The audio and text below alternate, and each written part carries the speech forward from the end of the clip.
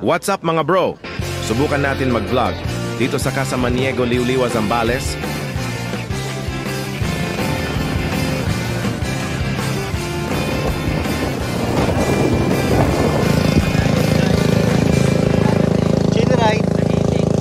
Chill ride lang, chill ride. Umpisahan natin tong vlog ngayong day 2. From Casa, maglalakad ka ng 5 minutes para marating mo ang dagat. Maraming pwedeng gawin sa beachfront. Pwede kang mag-ATV rides. Meron din mga activity sa dagat tulad ng banana boat at iba pa. 9:30 pa lang ng umaga. Pero kita mo naman madami na ang tao. At dahil mainit pa, balik muna tayo sa Casa Maniego. Sa Cabana 1 kami nagstay ng 3 days and 2 nights. Pwede siya for 7 packs kaso 8 kami.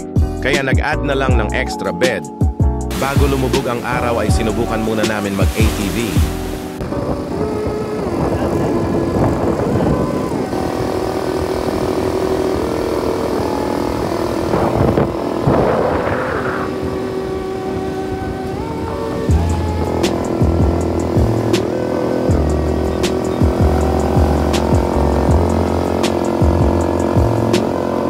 Pagbalik sa casa, kumain na kami ng hapunan at naligo na sa pool.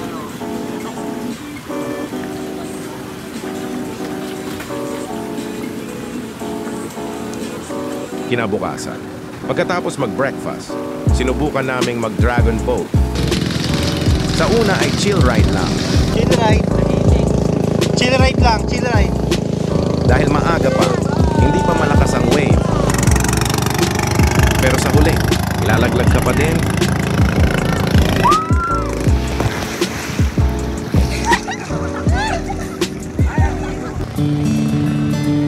At dito nagtatapos ang ating vlog sa Zambales.